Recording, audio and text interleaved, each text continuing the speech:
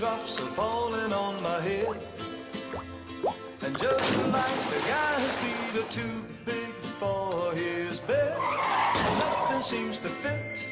Those raindrops are falling on my head, and they keep falling.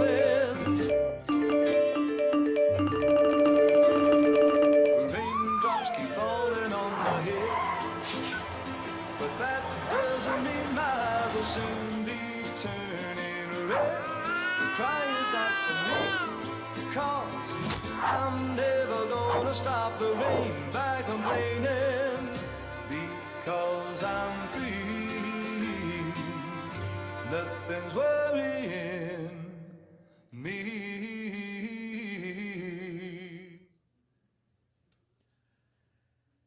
The sky was brilliant blue, kind of like it was on Friday. Not a cloud in sight. The winds were calm. The sea was as flat as I had ever seen it for northwest Vancouver Island, which is where I found myself on this particular day, late in May, in my former life as a commercial diver. It was the perfect day for the fishing fleet to travel back to port and take a few well-deserved days off before the next opening. Well, in order to be ready for the next opening, our skipper of our boat thought, well, let's reposition the boat now to the next port that we're going to be working out of, which happened to be Port Hardy, which meant we had to run around the top end of north end of Vancouver Island. Problem was, we had a truck in Tofino, which is where we originally left from. So we needed to get somebody down to Tofino, pick up the truck, drive to Port Hardy, pick up the crew, and then drive back home. Well, depending how you look at it, I won or lost the towing costs, and I was the one to hitch the ride back to Tofino. So I grabbed my gear, and I hopped on this boat, and we started making our way to Tofino. Now, this boat that I was traveling on was quite a bit smaller than the one I worked on. It's only 26 feet long. And so it was really tight quarters, but I knew the crew really well. A couple of them were really good friends. And Tofino was only like 12 hours away, which wasn't that far away, and the weather was beautiful. What could possibly go wrong? Well, we were about 2 hours into the trip. It was just beautiful out. And the skipper of the boat says, you know what, I'm going to go for a nap. And so I need one of you guys to take the wheel. So one of the crewmen took the wheel. It was about an hour after that when a wind came up. And it kept coming. And it kept getting stronger. And before we knew it, we found ourselves in the middle of one of those storms that the West Coast is famous for, the kind that seemingly come out of nowhere. And within minutes, we found ourselves in mountainous seas in this teeny, weeny, tiny boat. Now, up to this point in my career, I had run in some pretty snotty weather, but this was intense. This caught my attention. And I remember as we were traveling, this massive wave coming up behind us and pushing on the stern so hard that it actually sped the boat up to the point where it was traveling faster than it was designed for. And what happened was the hull dug in and the boat took a hard left. And it just heeled right over. Well, the cupboards and the countertops were emptied of anything that was on them or in them. And wave after wave just kept smashing the side of the boat and just filling the back deck with water. Well, the two crewmen and I, we all looked at each other. We didn't say a word because we didn't have to. The look on our faces said it all. We were in deep. We were not in a good situation. And it was at that point I remember looking out over Vancouver Island and thinking about my wife and my 3 daughters, who were quite young at the time, and thinking, man, this is it. Like, this is how it's going to go down. This is how I'm going out this way. I'm never going to be able to see my wife or kids again. And I was freaking out. And that's when I remembered a quote that I'd come across years earlier that said, "He that cannot pray, let him go to sea, and there he will learn." It's true. So if you have a prayer problem, go sailing in November off the West Coast. I started praying. And it was a simple prayer. I didn't want to confuse God. I just wanted to get right to the point, and here's my prayer. God, get me out of here. That was it. And the wind and the seas calmed down, and the rest of the trip to Fino was beautiful. Actually, that didn't happen, but it sure would have made for a great story, wouldn't it? You know, for what seemed like days, but were actually only hours, we continued to get hammered and tossed around by this angry sea. They were the longest hours of my life. Well, good morning. Welcome to the meeting place. If we haven't had a chance to meet yet, my name's Garry. If you're here for the first time, man, we are so thrilled that you're here with us. We're wrapping up a series today we started a couple of weeks ago called Overwhelmed, where we've been exploring some of the things in our lives that can seemingly overwhelm us. And week one, we kicked it off looking at how we're overwhelmed, trying to live up to other people's expectations. And last week, we looked at something that we all struggle with, and that's being overwhelmed with temptation. And if, like I say, if it was your first time here and you missed those messages, or if you happen to be away and you're back, you can get caught up online or check out our new app. You can go on there and download it right now and listen to them after, not now. But today we're going to wrap it up by looking at this other thing that we tend to get overwhelmed with. It's doubt. Doubt, more specifically, that God doesn't care about us when we find ourselves in the thick of it. Yeah, I don't know about you. Maybe today, right now, you're in the middle of your own storm. It might be financial storm. You know, things were financially going along just fine. You know, and then all of a sudden, you know how it goes. The dryer quit drying. The freezer quit freezing. The car quit driving. The roof started leaking, and Rover had to go to the vet. And now your bank account is overwhelmed with bill after bill after bill. Or maybe you're hearing it's a health storm. You or someone you love is loving life one minute and fighting for it the next. Maybe it's a relational storm, a conflict that is stressing you out at work or within your family or at school. You know, whatever it is that is overwhelming you, in the midst of that, you find your faith in God or your higher power wavering and wobbling because you've prayed and asked for help, but nothing has changed. It's the same crap, it's just a different day. And so you find yourself looking at the sky and asking the question that has been asked for thousands of years. God, can't you see what's going on here? Like, don't you care? Well, interestingly, there's a story in the Bible about some guys who, like me, were on a boat. And they quite literally found themselves hanging on in the middle of a storm, hanging on for dear life. And they actually say the question, don't you care? This story is actually recorded 3 times in the New Testament, 3 different books out of the 4 first books of the New Testament. And today I'm going to share the account as recorded in the second book of the New Testament, a book called Mark. Here's what Mark records. This is how this whole evening rolled out. Listen to this. As evening came, Jesus said to his disciples, his closest followers, let's cross to the other side of the lake. He had been out teaching all day, crowds were following him around, and he said, we got to get to the other side of the lake. So they took Jesus in the boat, and they started out, leaving the crowds behind, although some other boats followed. Here we go. But soon, you got to watch that but word, right? But soon a fierce storm came up. High waves were breaking into the boat, and it began to fill with water. And I love this next part. Mark writes this, he says, Jesus, when all this stuff's going on, Jesus was sleeping at the back of the boat with his head on a cushion. You know, I read that, and I just couldn't help but think of the trip that I was on. You know, when I was in that storm on the West Coast. You know, I, along with the rest of the crew, thought the skipper might have woken up and hopped behind the wheel to try and get us out of the mess we were in. But no, He just laid there, dreaming away. And I remember thinking, like, what is this guy's problem?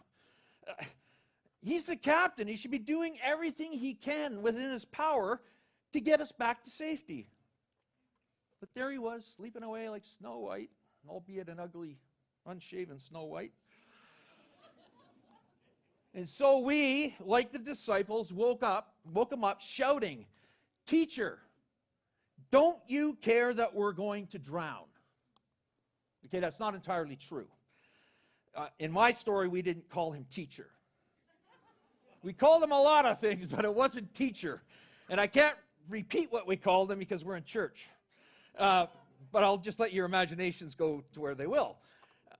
But once we woke him up, much like the disciples said, you don't care, we said, what's your problem? How can you sleep in the middle of all this? Get us out of here. And you know what? He did. He got up and he hopped behind the wheel.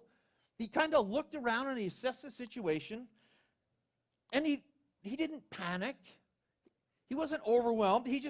I remember him looking at us going, "What are you guys all freaked out about, man? We're going to be fine." Which is pretty much what Jesus said once he was awake. When Jesus woke up, he rebuked the wind and the waves and said, "Silence, be still." Suddenly the wind stopped and there was a great calm. And then he asked them, "Why are you afraid? Do you still have no faith?" A question for you. Why are you afraid? What is it that is overwhelming you? Grim prognosis from the doctor? Dealing with the reality of the unexpected loss of a loved one?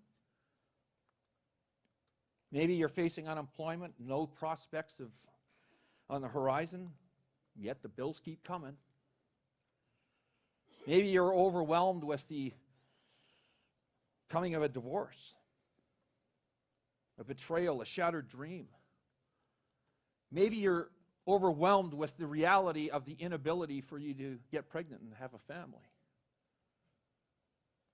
Whatever it is that you're facing, it's in the middle of that when you begin to feel angry, confused, hopeless, and alone.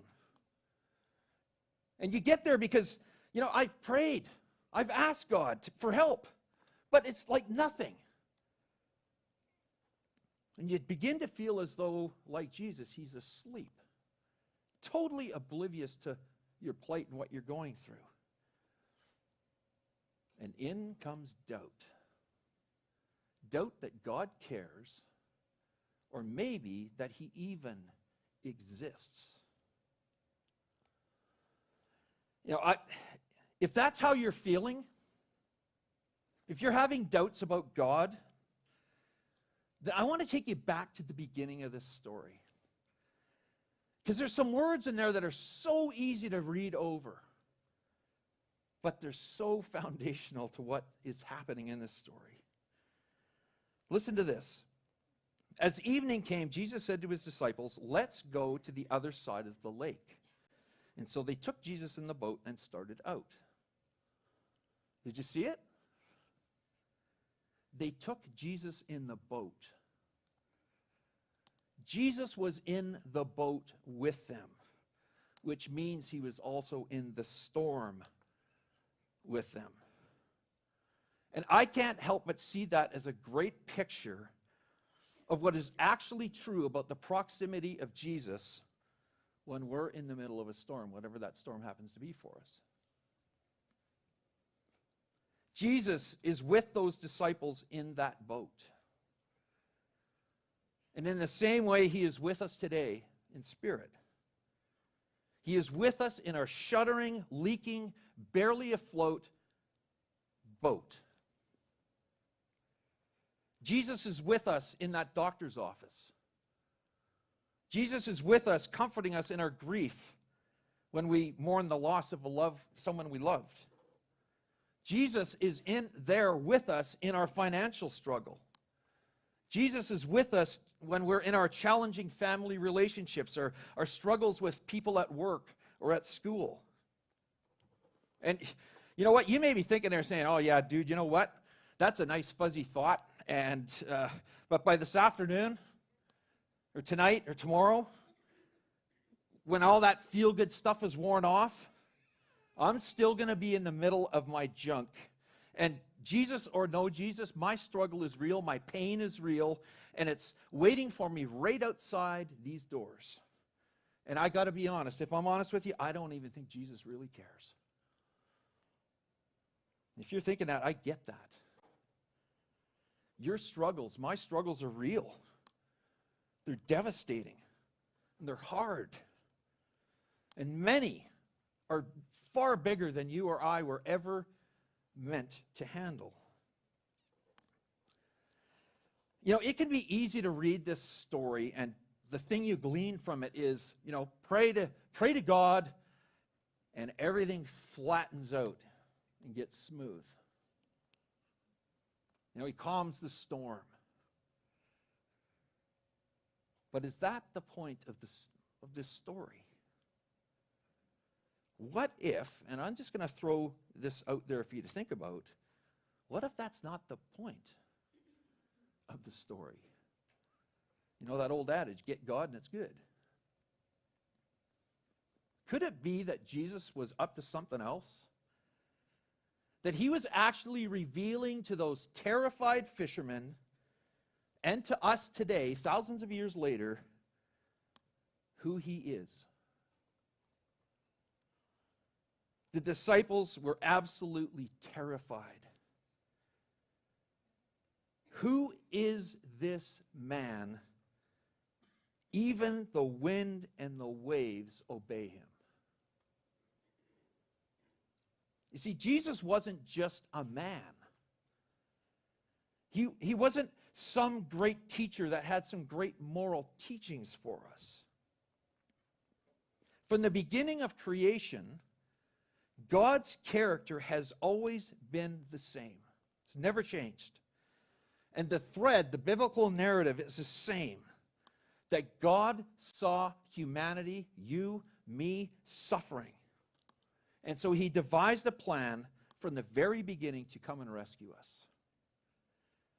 And so God became one of us in the person of Jesus Christ. A simple carpenter for some, but he was born this miraculous virgin birth in a barn in Bethlehem. That's the Christmas story. And because of that, because he took on our humanity, the flesh, the blood, the hair, the nails, he knows our struggles. He's identified with our hurts, our fears, our doubts, our confusion.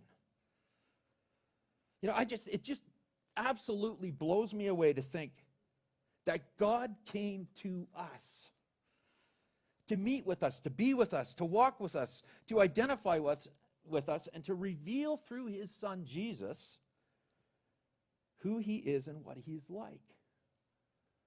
And what is he like? He's kind, compassionate, caring, trustworthy, faithful, understanding, patient, dependable. And you know what that is? That's good news.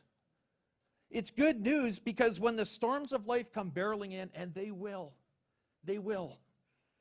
and you're left feeling angry and confused, disillusioned, and doubting that God even cares about you, you can remember that even when you don't feel that, when it feels like God is asleep at the wheel,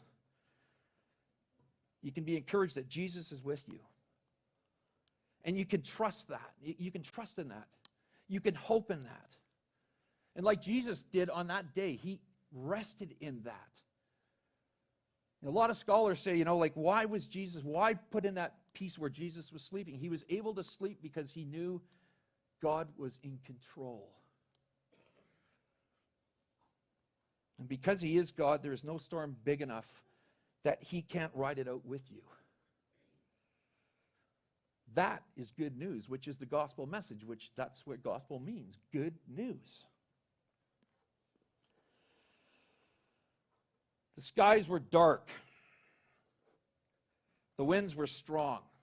And it wasn't a good day to travel. But travel we did. I found myself in the middle of another storm.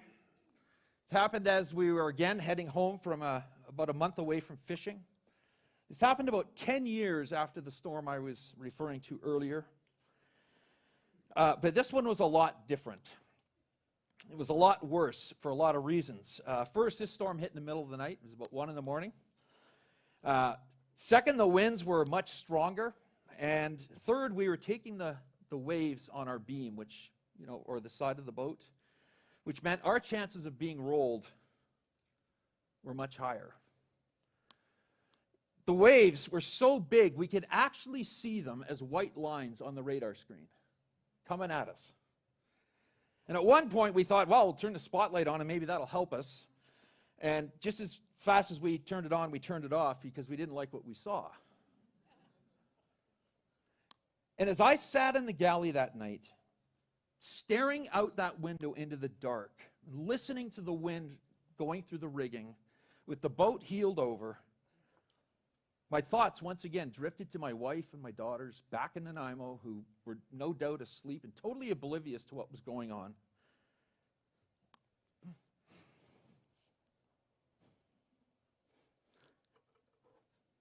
But this time something was different. And what was different was this. I was completely calm.